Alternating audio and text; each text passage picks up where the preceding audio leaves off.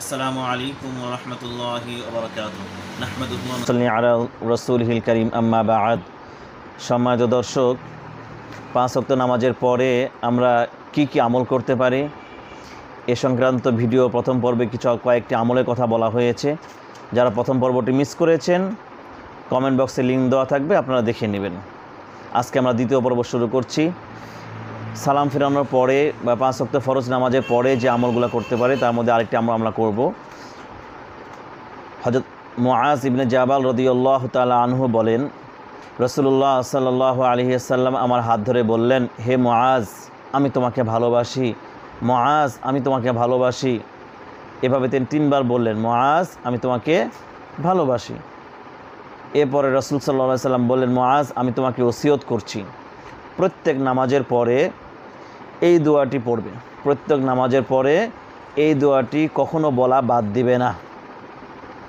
হাদিসটি সহিহ সুনানে আবি দাউদ। দোয়াটি কি?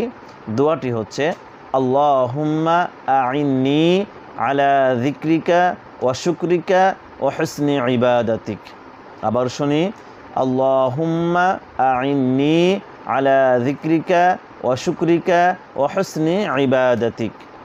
অর্থ, হে আল্লাহ, আপনি আমাকে জিকির করতে, শুকর করতে এবং আপনার ইবাদত সুন্দরভাবে করতে তৌফিক ও ক্ষমতা প্রদান করুন। এই আমলটি আমরা করব ইনশাআল্লাহ তাআলা। এরপরে আমরা আরেকটি আমল করতে পারি। এই আমলটি মানুষকে কুফরি, দারিদ্রতা এবং কবরের আযাব থেকে হেফাজত করবে। কুফরি থেকে, দারিদ্রতা থেকে এবং কবরের আযাব থেকে হেফাজতের দোয়া।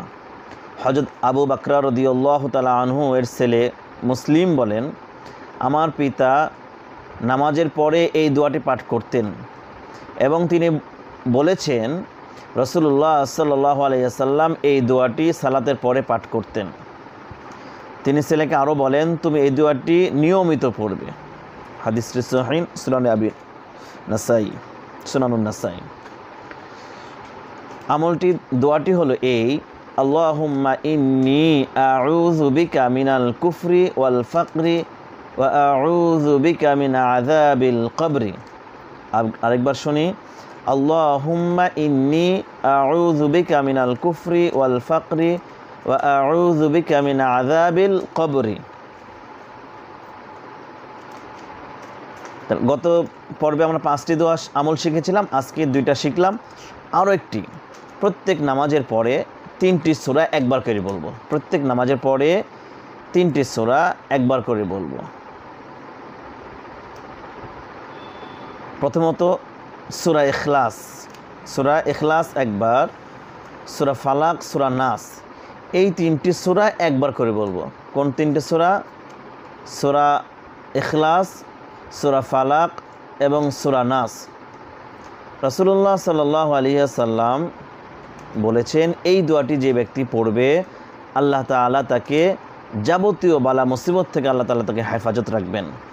মানুষের বদ নজর থেকে, মানুষের অনিষ্টতা থেকে, মানুষ ষড়যন্ত্রকারী ষড়যন্ত্র থেকে, চক্রান্ত থেকে আল্লাহ তাআলা এই বান্দাকে হেফাজত করবেন যারা এই 3টি সূরার আমল করবে। 3টি সূরা কী কী আরেকবার শুনি, সূরা ইখলাস, সূরা ফালাক, সূরা নাস। তো সম্মানিত দর্শক, আমরা প্রথম তরবারের 5টি আমল শিখেছিলাম। এই পর্বে আমরা 3টি আমল শিখলাম। মোট 7টি আমল আমরা শিখলাম। 5 ওয়াক্ত নামাজের পরে এই 7টি আমল ইনশাআল্লাহ আমরা করার চেষ্টা করব।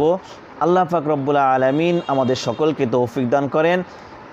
এর পরবর্তীতে আমরা আরেকটি পর্ব নিয়ে আসব, যে পর্বে ফরজ এবং মাগরিবের, ফজর এবং মাগরিব নামাজের পরে, ফজর এবং মাগরিবের পরে নির্দিষ্টভাবে আমরা যে আমলগুলো করতে পারি সেই আমলগুলো সম্পর্কে ইনশাআল্লাহ আলোচনা করা হবে। আল্লাহ পাক রব্বুল আলামিন আমাদেরকে তৌফিক দান করেন। আমরা যে আমলগুলো শিখলাম বা জানলাম সেগুলো যেন আমরা নিয়মিতভাবে করতে পারি। আল্লাহ পাক রব্বুল আলামিন আমাদের সকলকে তৌফিক দান করেন। ওয়া আখিরু দাওয়ানা আনিল হামদুলিল্লাহি রাব্বিল আলামিন।